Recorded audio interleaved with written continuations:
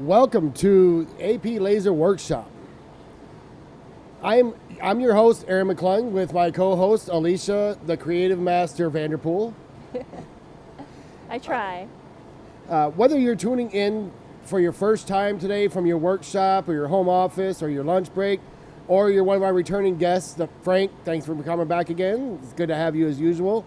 Welcome, and thank you for joining us. Let's dive into today's topic. Right off the bat, we're going to talk about pavers, rocks, bricks, and more. All right, I guess if we want to just dive into it, I can kind of show you. We've got some things running in the machine, but I'm going to show you just kind of really quick, easy file setup here. And I do want to mention I'm going to be going through this a little bit quick. If you have any questions while I'm going, feel free to let us know in the chat. I can slow down at any time. And we're also going to have a more in-depth tutorial on our AP Lazer University website for any existing customers. That way you can just kind of slow things down and go step by step a little easier there for you. But right now I've got some vectors pulled up on my computer screen here. These are just some really, really simple kind of easygoing vector designs. I'm just gonna pick kind of from here what I like. I could go with any of these, but I kind of like the way this one looks. So what I'm going to do is I'm just going to copy this vector straight here. So I'm going to use my hotkeys, my Control C here, and then I'm going to go ahead and I'm going to open up a new file here in Lightburn. Now we could have exported that as a PNG or a JPEG and imported it into Lightburn here as well, but since I copied that straight from my design file, I can just go ahead and hit paste, and then as you can see, that vector just pasted right over. And I think that's pretty, if you're already doing your own designs or you have these design files ready to go, it's really nice to just be able to copy it from that program and then directly paste and have it already laid out for you. No image trace or anything like that necessary. For those of you who are joining our AP Lazer family soon, if you haven't already, please talk to your salesperson about including that Lightburn software with your package if it's not already there. If you are an existing family member, if you don't already have Lightburn, it is well worth the investment. Please talk to your AP Lazer salesperson about getting you set up with a license for the Lightburn. I definitely recommend this software. I know we have like ArtWorks and that works perfectly fine as well. A lot of the things that it can do, are pretty similar, but Lightburn is just much more user-friendly and approachable, especially if you're new to this. It's pretty easy to figure out where things are and get going. But like I said, this is just like a stock vector that I found online, and I'm just going to edit it to what I want it to be for my rock that I have.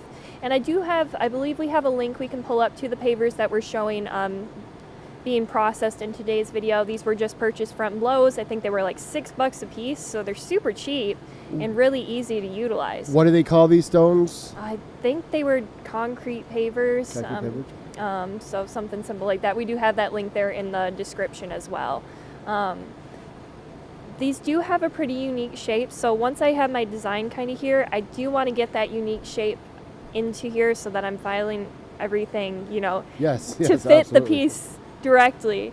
And one of the, you could just go and image trace directly from the stock photo that they have, but I went ahead and, I'll pull it up here, but I went ahead and took a photo of my rock as it was in the machine. So I kind of have this top-down view and I have that direct, all of the edges and everything there, and that's the exact shape that I'm going to be engraving on. So if I go back into Lightburn, I can show you just how easy it is to get that kind of outline traced within the program. So if we go up to import here, we're going to wait for this to load a second. Alright, and then I'm going to find that rock outline image that I have, and we're just going to go ahead and hit open down here at the bottom. And you can see this is kind of crazy to look at right now.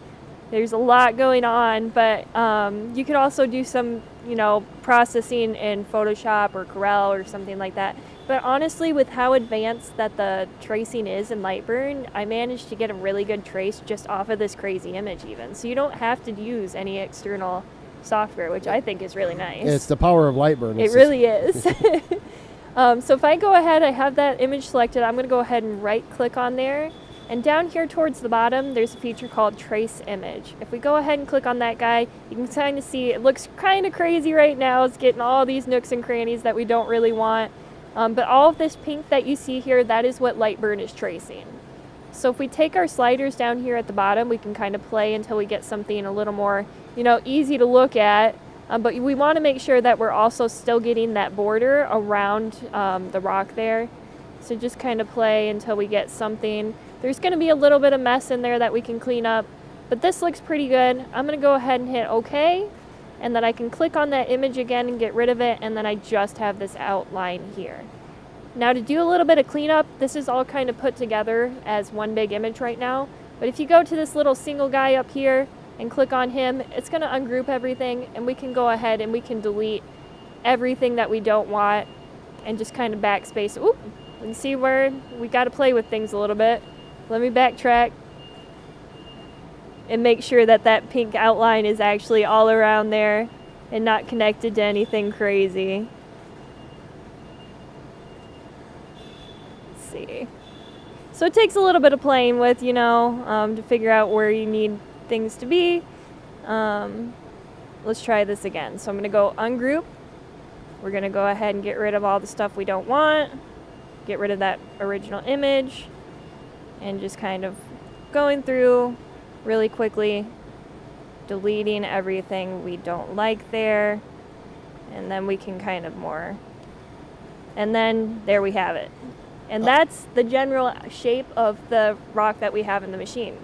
Yeah, I'll mention real quick, while she's doing that, while you're editing like she was there, if you highlight something and you delete something you don't want, if you just hit Control-Z, it will undo that step real quick. There is also, if you're not a hotkey person, which I know some people aren't, it's just the way that I've grown up and used it.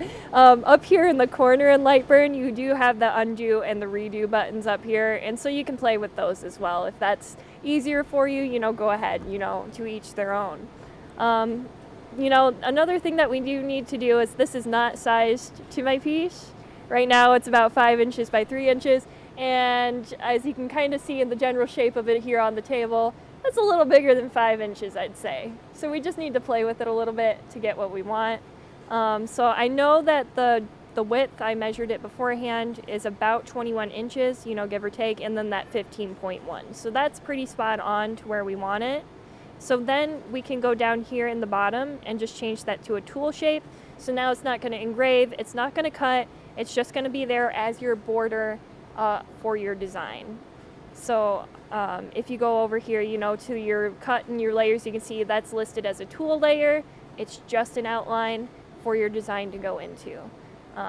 It's really nice. I do this with a lot of unique shapes. I did it when I engraved a guitar a little while back. I just kind of put that general shape of the guitar. Last week's live I did the skateboard, and it was the same thing, just getting that kind of skateboard outline as that tool layer, just so I know where my design is going to fit on the actual material. But now we need to do some playing with the design, and you can just kind of fill it to where you want, get it to a size that you think is good. I'm not going to have it go from edge to edge on this piece, just because it's kind of a loose design. So I'm just going to kind of play with it to get it where I want it. And since this is more of an organic thing, I can kind of, stretch and shrink and all that to get it where I want it to be. And I'm going to go ahead and hit that ungroup again so I can get rid of this text. You could leave that on there for sure, but I want to add my own text. I want this to be kind of like an address rock. So I'm going to put an address down there so we can kind of play with the shape again to get something that we like there. I think that looks pretty cool, Yeah. While she's doing that artwork, I'll tell you this is a smaller scale kind of stone, but there are there's a whole industry out there. You'll see them as you drive around town, drive around your local places, and or you'll see at the end of driveways, we'll see big stones or boulders or basically driveway markers. They're putting, hey, the family name with the street number or whatever, or catchphrases and all kinds of stuff. There is a fairly decent market out there for this type of piece, and this is another way that allows you to do an additional customizability, or gives you more ability to customize the item to more detail than what you could normally get in, say, a sandblasting, just a number kind of thing. So. Right. And I'll say too, I went ahead and purchased these pieces, but this is something that somebody could just bring you off the side of the road, and Right. just, it's the same kind of concept. It's just I think it's Flagstone specifically, this one material is. So, it doesn't have to be anything in particular. Obviously, some things are going to engrave a little bit better than others. We can't get too deep of an engraving on these, but if we put the mask on it, if we cut back to the machine, you can kind of see that mask that's over top of it. And I'll talk a little bit more about that in a bit. But it allows it so it's basically kind of a stencil. You're still etching the surface enough for paint to sit in there and stick to it. But Yeah. it works better and worse with different types of Right, stones. And you'll figure that out as you go. But it's still possible to make, some sort of engraving on even, picky materials like this. If we cut back to the design here, I'm just going to go through super quickly. To customize this, to make this the address rock, I'm going to go ahead and type in, 123 Work Street. You obviously put in your own address and all that, but this is just kind of a sample we can play with. We're going to change that back to that same kind of fill layer that we have the design on, and just kind of placing this wherever you like on the page. Something that's really cool, you can see where I kind of missed that, I accidentally left that T uncapitalized, but something cool about Lightburn, you don't have to go back and erase, if you miss something and fix it. You can actually hit up here and just uppercase everything. So that is an option. So you don't have to backtrack and figure Right. out where things went wrong. If you want to be super sure that everything is uppercase the way you want it, that is an option there. So I'm going to go ahead and I'm just going to kind of place that where I want it, get that there. And then I'm also going to put up here a family name, and I'm just going to do AP Lazer Family. And I'm going to go ahead and hit enter there and do something like this. And the center design is kind of nice, but I think I want it aligned to the left here. So that is an option as well. You can align things different ways. There's all kinds of neat options you can do with the fonts here that I really, really enjoy. And I'm going to go ahead and I'm going to change that font and do a blanche caps there. Oops. It helps if I spell things right there. And then you can also play with, your vertical and your horizontal spacing, which I really think is cool. Kind of space things out to where you like them to be. And we'll just kind of place this right here. And as you can see right now, this is kind of plain, it's fighting with the design that I have in the back. So something really cool that you can do to kind of separate that from your design layer. So if I go ahead, there's this little O guy over here, a little circle guy. I'm going to offset my shape. I like to do about 0.125 inches and do an outward trace here. And if I go ahead and hit OK and hit that outward trace I just did along with my design here, I'm going to go to the Boolean down here, it's, the Boolean subtract, go undo there. And as you can see, that kind of took away where that border was around it. So now there's breathing room around the text and around the design. So we can kind of backtrack. You can see where that was overlapping there. But now going back, I got rid of everything there. And then if we go back to the fill and kind of go up to the preview, you can see where that gives it this really, really nice breathing room traced around the text. I told you, she's a creative master. So. And like I said, I go through this pretty quick, so you feel free to stop me where you need to, but there will also be some more in-depth videos. And if you aren't part of the AP Lazer family and you are interested in seeing more of this, let us know. We might be able to produce, a design video for our YouTube channel. But if you are part of that family, we will have an extensive video for you to kind of go back and reference as well in the AP Lazer University website. Yes, thanks for mentioning that, Alicia. If you're watching this and you're still on the fence on whether you're ready to move forward with AP Lazer or not, and there's something you want to see, please communicate with your salesperson or myself or through us through AP Lazer Live at aplazer.com, and let us know. And we could do something and work something up, whether it be a quick video demo to show you the the simplicity of working with the AP Lazer, but also the support you'd have, because it's not just like, okay, here's your laser, you're on your own. We're also, our 24/7 tech support is not just tech support, it's also customer support. So we're gonna help you get better at the design and work on the design and tips and tricks. We're not gonna do the design work for you, we're just gonna make sure you have the tools and the abilities to operate your laser at the most of its potential. So. And I try to make these, pretty straightforward for you. This is just a vector, a really simple design that I found online. So it is a stock file, so I'm able to use it for different marketing purposes like this. I will say, if you are going online and finding artwork, at least make sure you have permission to use it, or you're just using it to kind of show what you can do. Always make sure you have permission to use the artwork that you're using if you're going to be selling it in a commercial sense. Yes, always look into for what I'll say non-original artwork that you're looking into the licensing requirements, restrictions, and stuff, so you're not violating any copyright or trademark type issues.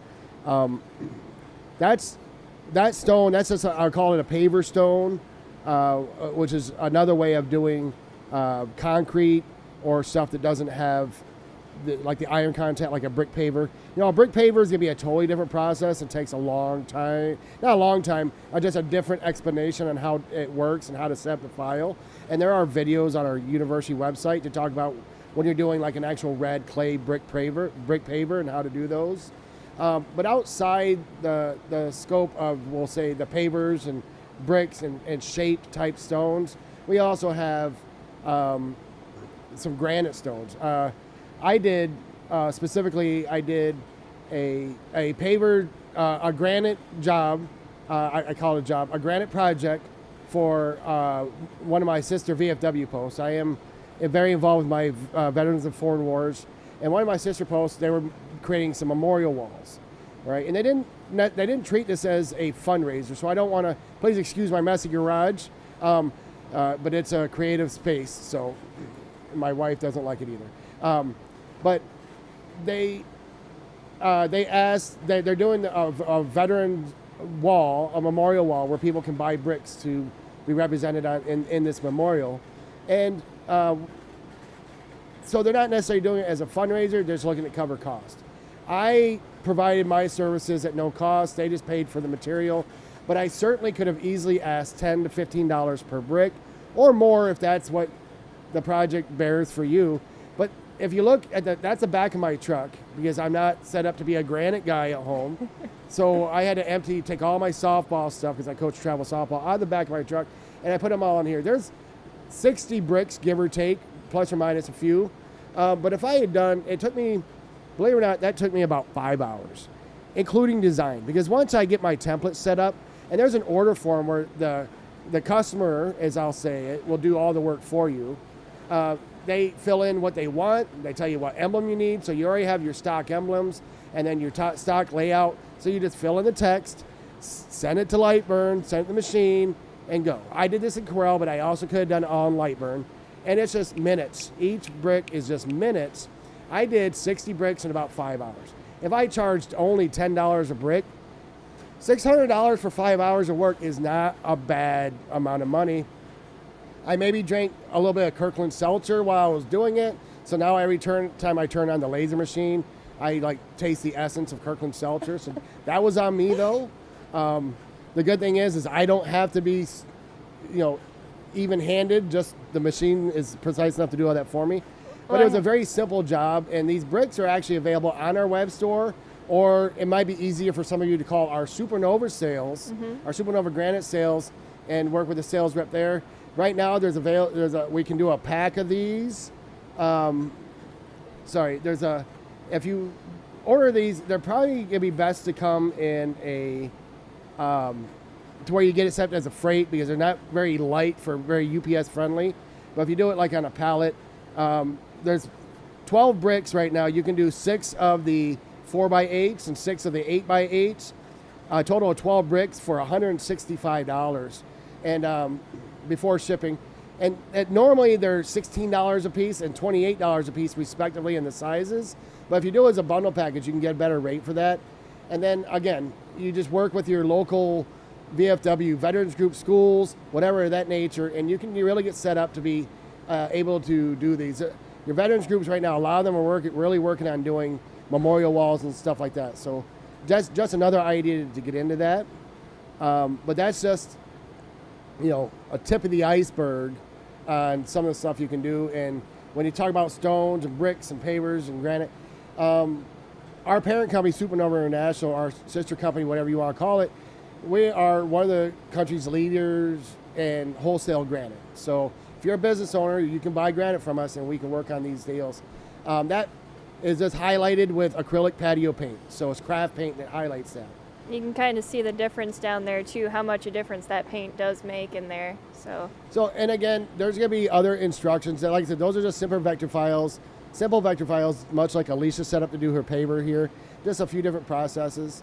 If you want to see more in-depth explanations on these, let us know. If there's not an instructional video on our university, we can work on making one very simply and quickly, and we can get that content out to you, available on our AP Lazer University for usage there. And again, if you're looking at joining our AP Lazer family, we will help you being able to create these files and work with stuff like this and give you the tools you need to make your business very profitable. Absolutely.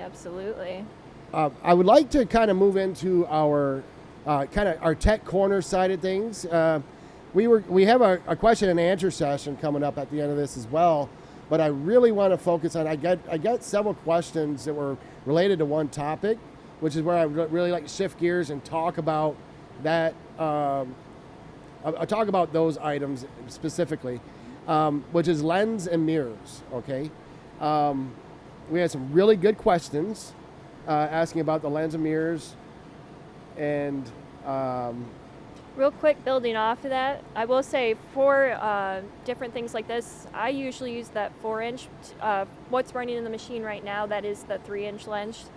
That's just because I put a ton of that liquid mask on there. Again, this mask that's on here, it's the same thing that you use. Like, instead of masking tape, we're using this, it's called Peel Tech. You can get it right on Amazon. And that just helps with different materials like these pavers, where there's a lot of little nooks and crannies that tape obviously isn't going to mask. Thank you, Alicia.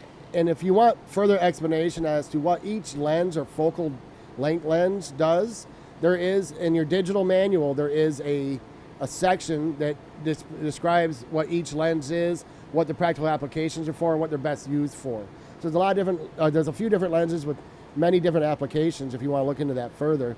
But specifically, I'm going to look at a couple questions. I want to start with, I think it's Kamaya Widener asked, I've seen conflicting information, so I'll ask. How imperative is it that the laser beam hit within 1/4 inch of the center of each mirror? My beam is hitting high on my mirror 3, but I'm aligned, so I'm curious if having the beam centered to the mirror itself can affect the quality of laser's output. This is a couple layers of this question. The first one I'll say is the mirrors are not made to where its reflective properties are greater in the middle than they are on the outside edge of the mirror. So where you're hitting on that mirror is not as imperative as some other factors. So the reason most of the time when you're doing like a master alignment or reset type alignment is you want to try to have that centered on the mirrors originally and then adjust your alignment, is just to keep you more tolerant. What we don't want to be is so close to the edge of the mirror that we're clipping the very small diffuse beam that's reflecting off that mirror. If it's hitting the edge of the mirror, which is the mount, then we're going to lose some of that laser power energy to the edge of the mirror that's not reflecting, okay?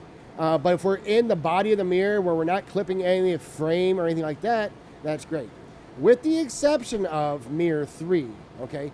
I understand that you say that your third mirror, you are aligned, but by definition, I would like you to review our laser beam alignment videos in on our university.aplazer.com, and also our alignment section in our digital manual that will help you understand that our focus is to adjust our beam alignment to be centered on that mirror 3 specifically, because that is the beam that is reflecting down the extension tube and wanting to hit the middle of that concave focal lens, Where that does matter more if we're hitting kind of the center property of the bubble of that mirror.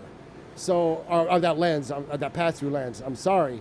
So, again, the beam alignment, as long as we're not clipping the edge of a mirror mount and we're centered on mirror 3, it is important to adjust our alignment to be centered on mirror 3 so that our focus, our vertical alignment is in better placement.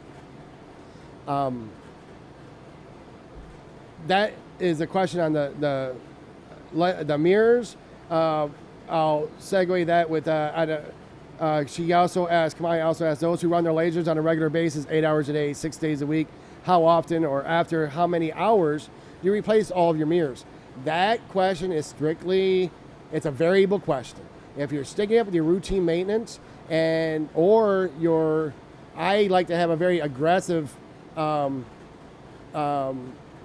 job-specific maintenance. So if I'm doing a large job where I have a lot of debris, I like to make sure it's set.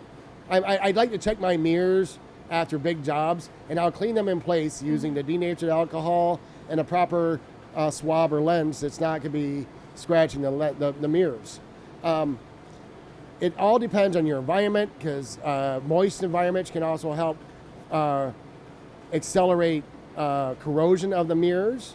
So it's all dependent on the actual state of the mirrors. If you're ever in doubt, you can always take a picture of those mirrors, contact our world-class 24/7 technical support team, and ask them their opinion. Should I replace these mirrors or am I good? Okay. They will be honest and forthcoming with you, and sometimes it's worth replacing your mirrors. They can be treated as a consumable item. I will say, for a job like this, where I'm engraving something that produces this heavy kind of, dust and dirt, I clean that mirror right after the job is done for something like this.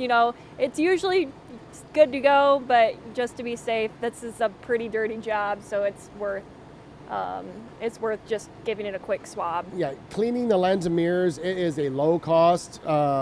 It's a low cost and low amount of time kind of task. This is kind of, hey, I just did 20 bricks. Maybe I should just go ahead and swab these mirrors off real quick with some denatured alcohol, just make sure this stuff is clean. Oh yeah. Whether it's denatured alcohol or high proof isopropyl alcohol, whatever you're using is the approved cleaning agent on the mirrors is really what you want to do. And maintain the mirrors is also, if it's idle, the idle time can be more dangerous than the work time, because idle mirrors, they are a polished metal, so you want to make sure that they are cleaned on a regular basis, because it's also removing moisture, which can cause corrosion or oxidization on the mirrors, because they are just a polished metal. Right. Okay.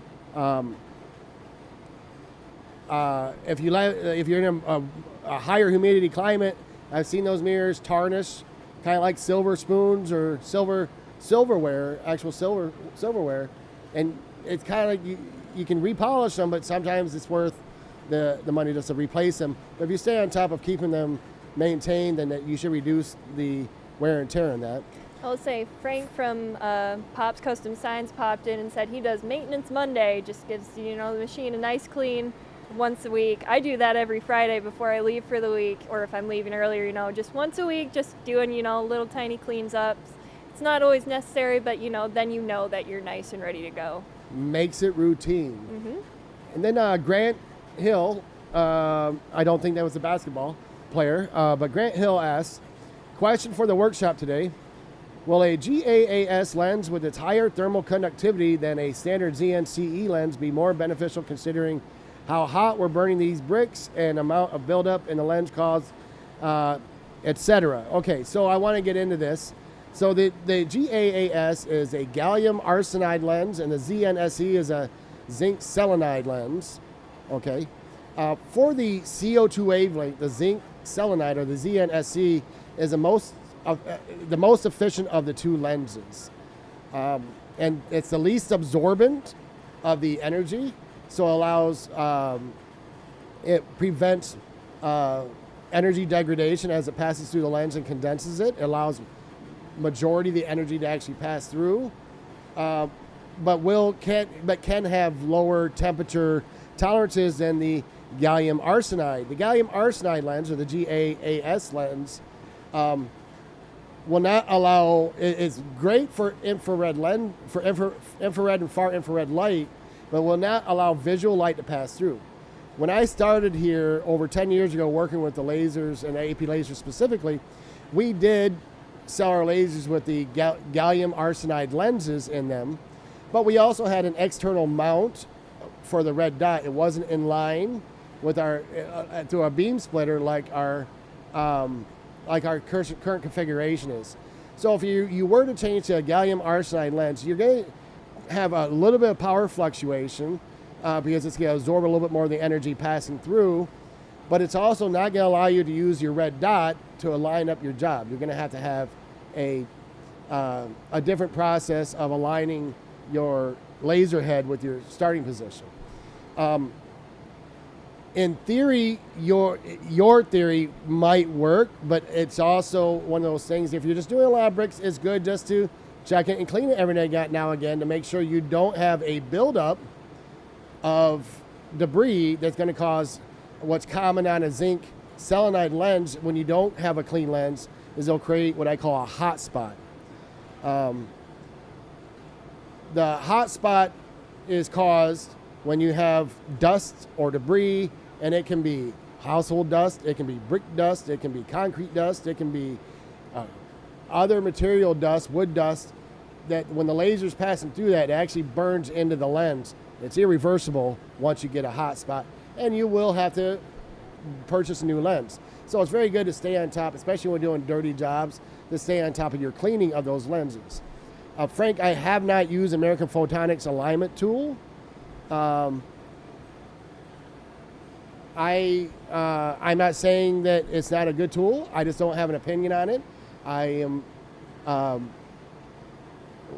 don't know if old tools or old school is the right term, but I have the ability to do a complete master beam alignment because of my experience in doing beam alignments.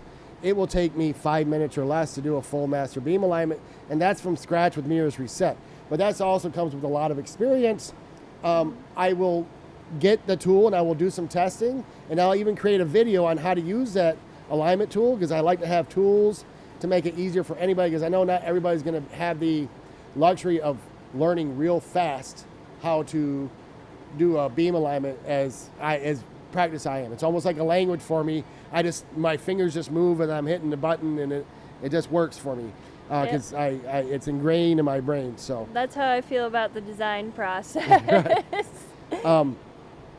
But that was our tech corner, and really great questions on covering the lenses and mirrors. I will say, if you want to cut back to the machine real quick, it sounds like that guy just finished up in there.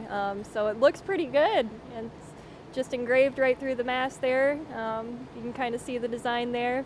If we go back to my program real quick, I can pull up that actual design so you can kind of see what it'll look like when it's painted. This was, again, just a simple vector file found online. I added my text to it, and this is going to be a nice little family piece for my family. So, you can customize it to meet whatever you want. It's really, really easy with those tools in Lightburn. But I know I got a question about that offset, so I just want to highlight that really quick as well. So, like, if I have my text here, that offset tool is just right over here. It's this big O guy. If I click that, it's going to just outline whatever I have selected. It doesn't have to be text. It can be your vector. You can do that as well on there. And it's just going to you can do an outward outline, an inward outline, and you can set that offset distance to whatever you like. And then you have that outline to work off of. And again, more detailed videos to come on that within the AP Lazer University website if you're part of the family there. Moving more into our question and answer, our discussion phase of this, there were some questions that we had in advance, and this one piggybacks a little bit off of the tech corner, talking about the optics and the mirrors, and specifically the lens. GW Beers asks, what is the recommended PSI of the air assist? I have a compressor, line dryer, and regulator on mine instead of the plug-in. I've tried adjusting it, but I'd love to fine tune it. Thank you for the help. So the air assist is, I'm not sure exactly what the specs are on it coming out for the PSI, but what's important is that we don't need a lot of PSI. The sole purpose of this air assist, or not the sole purpose, the primary purpose of the air assist is to protect the lens by creating a positive airflow that keeps the debris from blasting back into the lens as we're engraving. It basically view it as a protective measure for the lens. But it's also an air assist, meaning that we're working with energy and heat, so oxygen plus a heat source equals reaction, okay? Mm-hmm. So it does matter on some materials that you can have too much PSI, and but there's some materials where the PSI helps more. For example, I feel that a higher PSI on wood makes for a cleaner burning edge on most woods. But for acrylic, I like a little bit lower PSI if I have the adjustability to create more of a pooling effect, because to kind of just push away the gases that's being created as we're cutting through acrylic. But it also helps keep ignition from happening. If any of you have had a ignition on acrylic while cutting it, you know that it's a self-feeding fire and it's annoying. It's scary. You have to put it out real fast, and so you open the lid and you blow it out, but you have to make sure you hit pause, or the door opening will stop the machine. So you and you get that look like, oh crap, what am I doing, right? But I haven't gotten there yet, so I've been there a few times. But so to answer the question, low PSI is good. Now, what is low PSI? I'm talking 8 to 15 is probably a normal range for if you have a regulator to control it to that micro of a setting. So if I can do 8 to 15, 10 PSI, 15 PSI for normal usage, kind of top max. I don't want to pump it higher than 30. I know you'll find out there where people are like, oh, I run mine at 60 PSI.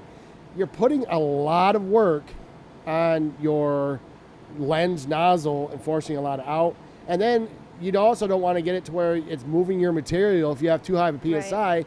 Because then we have this really concentrated needle airflow that's going to be pushing and blowing debris and whatever. It could potentially move a piece if it's light enough, or push air underneath and create a air hockey effect where it's blowing the piece around.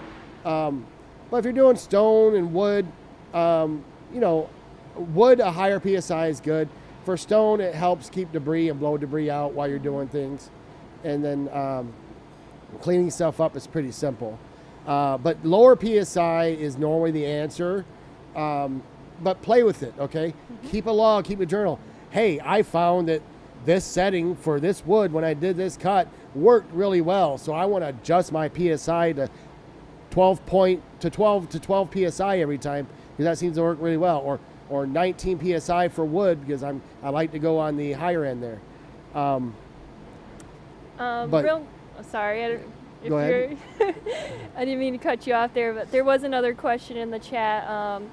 Say Brian Sean, he was asking if we could do, or if a 2616, he's looking at that specific machine. I know we're using a little bit higher wattage on ours, but would it work out the same with the 2616? So speed and power are relative, okay? What I mean by that is the 2616 certainly is to be a lower power than our 100 watt 4836 or 4024 or even our 90 watt 2816, but you can certainly still do it. We would just run at a slower pace, okay? I'm running this one at 10 speed, and on this specific one that I just ran, usually I do 90 power for these, so 10 speed, 90 power for the 100 watt. So what would that translate to for the 2616? Honestly, off the top of my head, and again, only because I've been doing this so long and I'm familiar, you asked me how to fix something beforehand, and I had the answer because it's a recall thing, like a language to me. That for a 60 watt machine, I'd probably run it at a 5 speed, a 3 to 5 speed, and a 95 power, 95 to a 98 power. with a 3-inch lens, and that should work fine. If you're doing like a uniform fill with a 2-inch lens, because you have a uniform piece, then you could probably do that. Still relatively same speed, power, but that 90 to 98 range will work fine for a 60 watt 2616. But yes, it certainly has the capability to do it. I can even do it with a 40 watt 1812. So there's a lot of stuff that the 1812 can do if that's where you're starting with our AP Lazer family. I'm sorry. I was just going to build off that. I was saying, I know a lot of people that just have that 1812 and they make good money off of just that small one. But obviously, if you want to do more powerful stuff, you need that bigger machine too. So that, they all have their different quirks that make them good for different projects. Another question I had, which is related to our kind of related to our stone one, is slate. We have lots of slate available on our web store. There's click through our options. If you see something on our web store that says out of stock, click on that option and make sure. It might just be a size is out of stock, and we're still working through some bugs on our store settings that will change where that out of stock shows up. But not if you look at the parent item that says, oh, these markers are out of stock, click on that because there might be other sizes available in that design. So you go to our web, aplazer.com/shop for our AP Lazer web store, and that will show you where some of our slate is. But Nick Verzino asked, shellacked slate black tile prior to engraving. Pick came out great, but then he coated it again. So shellacking is the term that was used. I'm going to use the term clear coat. All right. For those who don't know, I use a clear coat. When I do my slate, I like to use a acrylic clear coat. There's a lot of different ones out there. There's acrylic enamel. I use one. I think there's a link that we have from Amazon that is a Krylon. It's an ultra bright. It's an ultra clear coat that you get off Amazon. You can get it next day. Oh yeah. Some instances you can get it. Amazon's getting crazy because there's some now. I order some stuff like order now and you can get delivered between the hours of 3 a.m. and 8 a.m. I'm like, well, that's crazy. Okay, let's do it. I don't have to be up. Right. But it's a simple clear coat. But the concern is the post after he added. I like to clear coat my piece. Mm-hmm. Let it dry. Slate dries very quickly because it's only a thin coat, and then I do my engraving, and then I wipe it off, and then I clear coat it again. Okay. The observation that Nick made was that after coating it the second time, it darkened the image. He says not good. I know that I have a certain amount of clear coats, and I do know that yes, certain clear coats may act different than others. I know I'm using specifically the Krylon. I know what Alicia's been using here works well. Whenever you add a coating back onto an engraved space, it is going to darken it a little bit. How dark is dependent on your speed and power settings to begin with. So I run my slate at a fairly high power. Okay, when I say fairly high, I might run it at a 20 speed and a 45, 50 power. Wow. Because I blast it. I mean, the slate reactions I get, unless I'm doing a very detailed photo like I do on granite, which I have done some, I might lower my power a little bit, but I'm still hitting it hard enough to where I'm getting a lot of contrast out of the slate, blasting through that clear coat and the blackness of the surface of the slate, and then I'm coating it again.